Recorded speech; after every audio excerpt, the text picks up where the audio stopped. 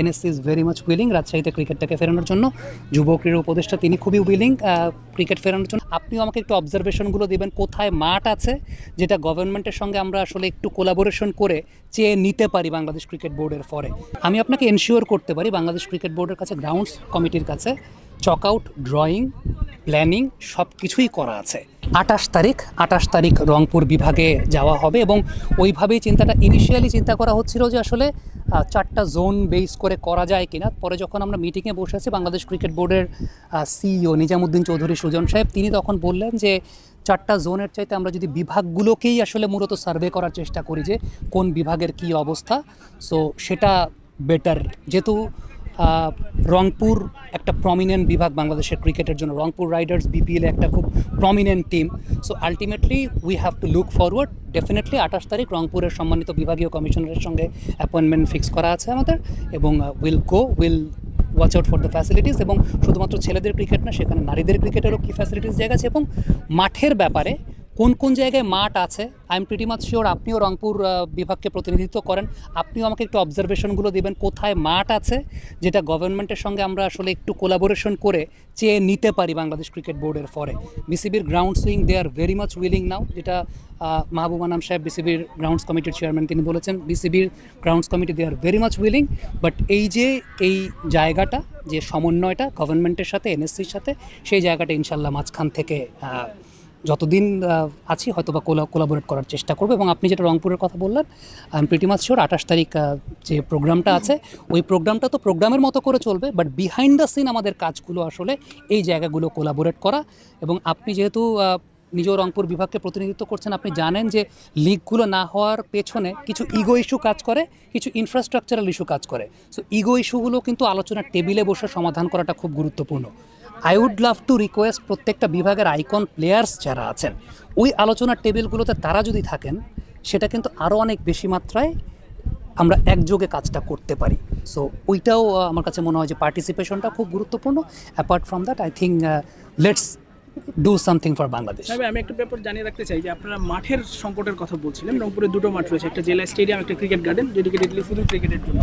তো সেক্ষেত্রে আপনারা রাজশাহীকে নিয়ে যেভাবে প্ল্যানিং করছেন, রংপুরকে নিয়ে আসলে রংপুরের মানুষের একটা প্রাণের দাবি যে সেখানে একটা স্টেডিয়াম হবে, বিভাগীয় স্টেডিয়াম কিংবা একটা আন্তর্জাতিক মানের স্টেডিয়াম।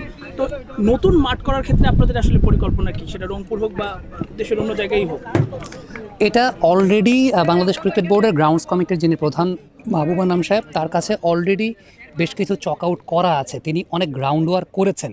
কিন্তু ওই যেটা বলছিলাম যে প্রশাসনের সঙ্গে সমন্বয়ের যে জায়গাটা, এনএসসির সঙ্গে সমন্বয়ের যে জায়গাটা, সেটা এতদিন কেন, এটা তো আমি প্রসেসে I was not being a part of the process, তো আমি জানি না। বাট এখন সেই জায়গাটা একটা বড় ধরনের আশ্বাস পাওয়া গেছে, প্রশাসন সকল প্রকার সহযোগিতা করতে রাজি। এবং আমি আপনাকে এনশিওর করতে পারি বাংলাদেশ ক্রিকেট বোর্ডের কাছে, গ্রাউন্ডস কমিটির কাছে চক আউট, ড্রয়িং, প্ল্যানিং সব কিছুই করা আছে। জাস্ট এখন এক্সিকিউশন পার্টটাতে প্রবলেমটা যে কিছু গভর্নমেন্ট অ্যাফিলিয়েশনের যে জায়গাটা, সো ওইটাই আসলে এখন সম্মানিত প্রেসিডেন্ট তিনি চেষ্টা করছেন। সেটা ইনশাল্লাহ আগামী দিনগুলোতে, এখন ওই যেটা বলছে যে আগামী 2-3 মাস খুব ক্রিটিক্যাল, খুব important to execute this things.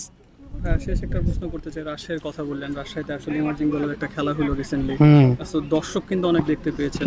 So রাজশাহীতে বিপিএল ফিরবে, আন্তর্জাতিক ম্যাচও হবে 1 বছরের মধ্যে। আমরা কিন্তু বগুড়া শহীদ চান্দ স্টেডিয়ামে কিন্তু প্যারা ইন্টারন্যাশনাল ম্যাচ হয়েছে, খুলনায় হয়েছে, ফতুল্লায় হয়েছে। এই মাঠগুলোর আপডেট কি, এগুলোতে আবার আন্তর্জাতিক ক্রিকেট ফিরবে কিনা? আর একটা কথা, জাতীয় দল না এইচপি বা বাংলাদেশে এই দলের অনেক ক্যাম্প কিন্তু আমরা হতে দেখি বগুড়া শহীদ চান্দ স্টেডিয়ামে। ওই যে উইকেটে প্র্যাকটিস হয়, এটা নিয়ে কিন্তু ক্রিকেটাররাও চায় সেখানে খেলতে, সেখানে প্র্যাকটিস করতে, সবুজ ঘাসের একটা উইকেট। সো এই মাঠগুলোতে আবারও ক্রিকেট ফিরবে কিনা, বা আন্তর্জাতিক ক্রিকেট বা বিপিএল ফিরতে পারে কিনা? বরিশাল নিয়ে একটা কথা হয়েছে রিসেন্টলি। প্রথম কথা, ন্যাশনাল টিমের যে বিষয়টা, সেটা ক্রিকেট অপস ডিপার্টমেন্টের ব্যাপার। আমার এখানে কোনো এখতিয়ারের জায়গায় নাই, স্পর্ধার জায়গাটাও নাই। রাজশাহীর কথাটা আমি বলতে পারি, রাজশাহী স্টেডিয়ামে রেনোভেশনের বেশ কিছু কাজের জায়গা আছে, যেটার মাহবুব আঙ্কেল একটা এন্টায়ার ডিজাইন করেছেন। এন্টায়ার ডিজাইন করা ওই জায়গাটাতে হয় কি, একটা ইন্টারন্যাশনাল ক্রিকেট ভেন্যুতে আমার জন্য অনেক কিছু নতুন শেখার জায়গা ছিল। আমি যখন পুরো ড্রয়িংটা নিয়ে স্টাডি করে দেখেছি, মাহবুব আঙ্কেল আমাকে দেখিয়েছেন, ড্রেসিং রুমের সঙ্গে মেডিকেল রুম লাগে, ড্রেসিং রুমের সঙ্গে ডোপ টেস্টের রুম আছে, আম্পায়ার্স ম্যাচ রেফারিস রুম আছে, অনেক ফ্যাসিলিটিস অ্যাকোমোডেট করার ব্যাপার আছে, আকসুর রুম প্রয়োজন। সো ওই জায়গাটার একটা হলিস্টিক ডেভেলপমেন্ট প্রয়োজন। ভিআইপি গ্র্যান্ড স্ট্যান্ড তৈরি করার, ওইখানে শেড এবং অন্যান্য ফ্যাসিলিটিস, ড্রেসিং রুমের ভেতরের বেশ কিছু প্রোটোকল আছে আইসিসির রিগার্ডিং ড্রেসিং রুমের ফ্যাসিলিটিস আসলে কেমন থাকতে হবে। তো এই জায়গাগুলো আসলে করা নাই রাজশাহী স্টেডিয়ামে। সো এন্টায়ারলি একটা বাজেট দেওয়া হয়েছে, আমি আপনাকে বলছি একটা বাজেট দেওয়া হয়েছে এনএসসির কাছে। NSC is very much willing রাজশাহীতে ক্রিকেটটাকে ফেরানোর জন্য। যুব ক্রীড়া উপদেষ্টা তিনি খুবই উইলিং ক্রিকেট ফেরানোর জন্য, এবং বাংলাদেশ ক্রিকেট বোর্ডের তরফ থেকে একটা বাজেট এনএসসির কাছে দেওয়া হয়েছে। প্রেস বক্স নাই, কমেন্ট্রি বক্স নাই রাজশাহী স্টেডিয়ামে। সো এন্টায়ার যে জায়গাটা প্রোডাকশনের স্পেস প্রয়োজন, এবং ওই টোটাল জায়গাটাতে আরেকটা খুব ইন্টারেস্টিং ব্যাপার, সেটা হচ্ছে আইসিসির প্রোটোকল অনুযায়ী প্লেয়িং এরিয়াতে কোনো প্র্যাকটিস পিচ থাকতে পারবে না, সেটা ইনজুরির একটা পসিবিলিটি থাকে। সো রাজশাহী স্টেডিয়ামে দেখবেন যে প্র্যাকটিস পিচ আছে, সেটাকে সরিয়ে বাইরে কোথায় নেয়া এন্টায়ার ডিজাইন করা আছে। এখন শুধুমাত্র এক্সিকিউশন পোর্শনের ব্যাপার, যেটা আসলে আটকে থাকে, যেটা বলছিলাম আমলাতান্ত্রিক জটিলতার জায়গায়, সেই আশ্বাসটাই পাওয়া গেছে। সেটা খুব অতি দ্রুত, অতি সত্বরভাবেই আসলে সেটা রাজশাহীতে ক্রিকেট ফেরানোর উদ্যোগটা নেওয়া হচ্ছে। আর ন্যাশনাল টিমের প্ল্যানটা তো আসলে আমি বলতে পারবো না। আমাকে ব্যক্তিগতভাবে যদি আপনি বলেন, আমি মাঝখানে বরেন্দ্র জাদুঘরে গিয়েছিলাম। বরেন্দ্র জাদুঘরের একজন কর্মকর্তার সঙ্গে আমার কথা হয়েছে।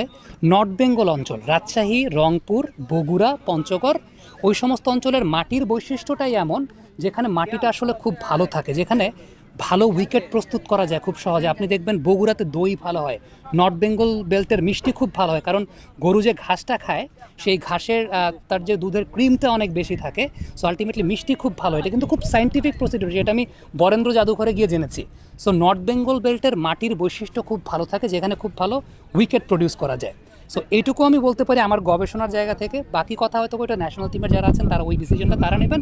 বাট আমার কাছে ব্যক্তিগতভাবে মনে হয় যে ন্যাশনাল টিমের যে প্র্যাকটিসটা, সেটা যদি ইফ রাজশাহীতে করা যায়, বা আমি এর আগে যখন বোর্ড প্রেসিডেন্ট ছিলেন ফারুক আহমেদ সাহেব, তখন আমি একটা কথা বলেছিলাম, রাজশাহীতে যদি একটা ন্যাশনাল ব্যাটিং ইউনিট করা যায়, বা ন্যাশনাল আমাদের এইচপির যে ট্রেনিংটা হয় সেটার ব্যাটিং সেকশনটা যদি রাজশাহীতে গিয়ে করে, স্পিন সেকশনটা যদি বগুড়াতে গিয়ে করে, পেস সেকশনটা কক্সবাজারে গিয়ে করে, মানে আমার এরকম একটা, এটা আমার যখন আমি বাইরে ছিলাম আউট অফ দ্য সিস্টেম, তখন আমার একটা র্যান্ডমলি বলেছিলাম, এই ক্রাইটেরিয়াগুলো চিন্তা করে আসলে বলেছিলাম। ওইটা তখনকার চিন্তার জায়গা ছিল। নাও এখন সিস্টেমে যখন এসেছে, আমি আমার জায়গা থেকে চেষ্টা করব যে প্রেসিডেন্টকে এই ব্যাপারগুলোতে সাজেশন দেওয়ার জন্য। I am not very much comfortable with the term called advisor. I can suggest আমার যতটুকু পড়াশোনা আছে থিওরিটিক্যাল, তার প্রেক্ষিতে। সমালোচনা করার অধিকার তো সবারই আছে, সবারই গঠনমূলক সমালোচনা করার অধিকার আছে, এবং প্রত্যেকে যে পয়েন্টটা বলছেন যে লিক করার ব্যাপারে, this points R very much valid. Leak না করলে পরে তো আলটিমেটলি কোনো আসলে লাভ নাই। কিন্তু এইখানে আসলে বেশ কয়েকটা ব্যাপার আছে। প্রথমত যে বিষয়টা, যে ডিসেন্ট্রালাইজেশন যে কনসেপ্টটা নিয়ে আসলে আমরা কাজ করছি, বা সম্মানিত বোর্ড প্রেসিডেন্ট ডিক্লেয়ার করেছেন, সেই ডিসেন্ট্রালাইজেশনের জন্য কিন্তু আপনি আসলে যদি মিরপুরে বসে থাকেন তাহলে কাজটা কিন্তু আসলে হবে না। অবজারভেশনগুলো নেওয়া খুব জরুরি। কোন জায়গায় কি অবস্থা, কোন জায়গার অবকাঠামো কেমন আছে, কোন জায়গার ক্যাপাসিটি কেমন আছে, এবং সবচাইতে ইম্পর্টেন্ট যে বিষয়টা সেটা হচ্ছে স্থানীয় প্রশাসনের সহযোগিতার জায়গাটা। এটা সবচাইতে বড় বিষয়। এবার আমরা যে কনসেপ্টটা আসলে রেডি যখন করছিলাম, তখন আমাদের নিজেদের মধ্যে যে ইন্টারনাল মিটিং হচ্ছিল, সেখানে বেশ কয়েকটা বিষয় চলে এসেছিল, যে প্রত্যেকটা বিভাগের যে বিভাগীয় কমিশনার যারা আছেন তাদেরকে অ্যালাইন করা, কারণ প্রত্যেক বিভাগীয় কমিশনারের আন্ডারে 8টা বা 10টা করে জেলা আছে।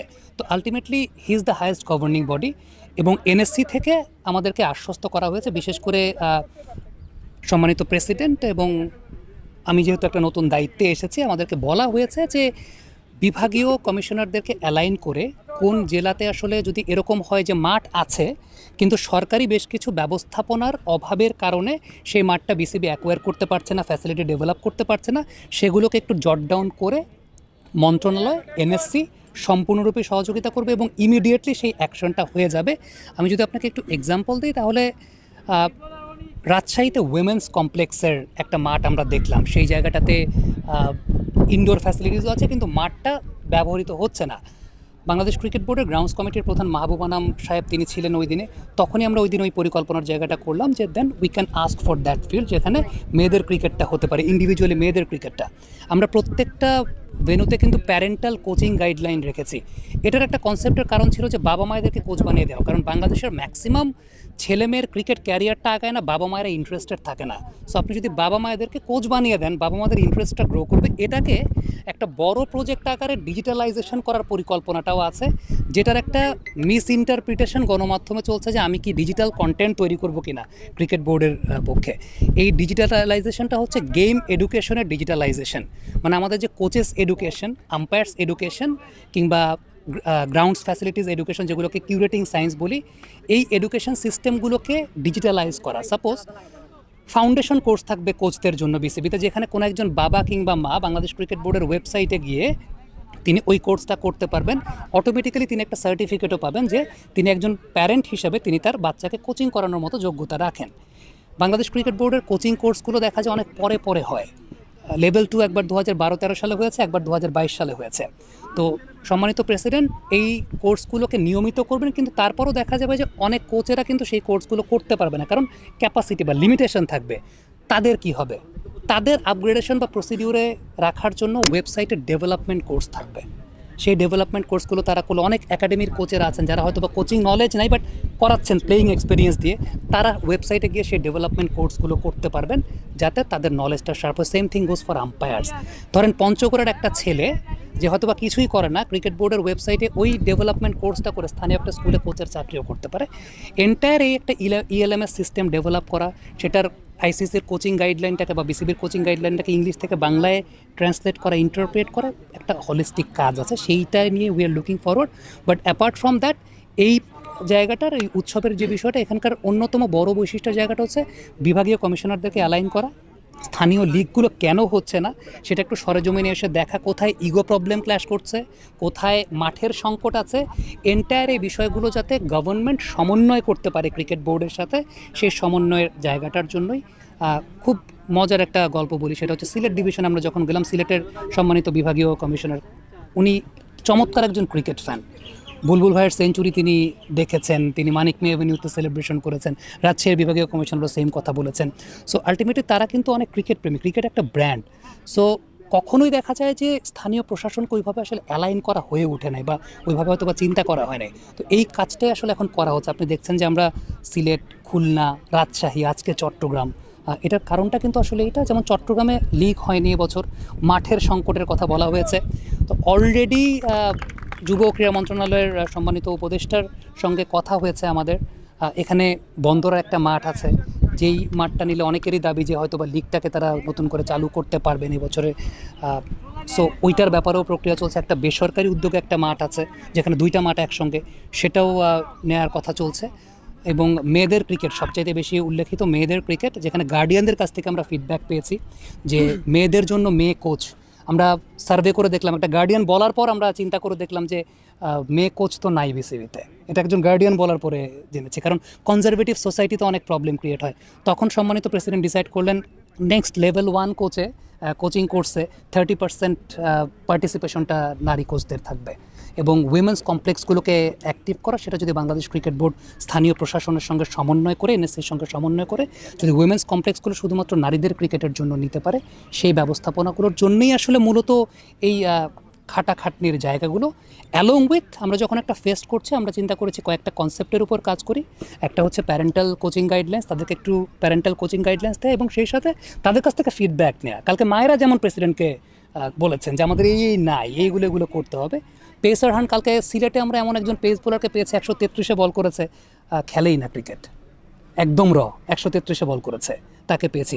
এটা একটা ফান কনসেপ্টেই করা ছিল, কিন্তু ইট বিকেম সিরিয়াস। আজকে 60 জন এসেছে। Bangladesh cricket board pacer hunt করে না আজকে অনেক দিন ধরে। সো যখন এই কনসেপ্টটা ডিজাইন করছিলাম এবং the very first day I attended, ওই দিনে আসলে কনসেপ্টটা ডিজাইন করা হচ্ছিল, তখন এই কনসেপ্টগুলো আসলে যতটুকু ইনস্ট্যান্টলি চিন্তা করে, খুব বেশি সময় ছিল না আসলে, কারণ আমি জয়েন করেছি 1 দিন বা 2 দিন আগে, যতটুকু ডিজাইন করা গেছে তো ততটুকু ডিজাইন করেছি। Parental coaching guideline, pace bowling কম্পিটিশনের জায়গাটা, আর খুব উল্লেখযোগ্য একটা জায়গা ছিল যে বলেছিলাম যে বাচ্চারা যদি আমাদের ক্রিকেটারদের ছবি আঁকে, টেস্টের স্মরণীয় মুহূর্তগুলোকে যদি তারা একটু আঁকে, আমরা সেটা একটা ডিসপ্লেরও ব্যবস্থা করতে পারি। আজকে দেখলাম 5 বছর বয়সে একটা বাচ্চা তামিম ভাইয়ের লর্ডসের সেঞ্চুরি এঁকেছে, সেটা আপনারা গেলে হয়তো বা পাবেন দেখতে ওইখানে তামিম ভাই লর্ডসের সেঞ্চুরি গেছে। ব্যাপারটা ভালো লাগে না? আমরা বলি যে ক্রিকেট নাকি পরবর্তী প্রজন্ম নাকি ক্রিকেট পছন্দ করে না। আমি তো দেখছি বাচ্চারা যদি তামিম ভাইয়ের লর্ডসের সেঞ্চুরি, একটা 6 বছরের বাচ্চা আঁকে এত সুন্দর করে, তার মানে cricket is still there. So বিকেন্দ্রীকরণটা আসলে এইভাবেই আমার কাছে মনে হয় করতে হয়। আমার এক্সপিরিয়েন্স অবশ্যই খুব বেশি হয়তো বা নাই, বাট আশা করি যে এফোর্টের কমতিটা রাখবো না যতটুকু সম্ভব। প্রেসিডেন্ট বলেছেন কুইক টি20 ইনিংস খেলতে চান, ক্রিজে যতক্ষণ থাকবো হয়তো বা এফোর্টটা দিতে পারবো, 4-6 পরের কথা।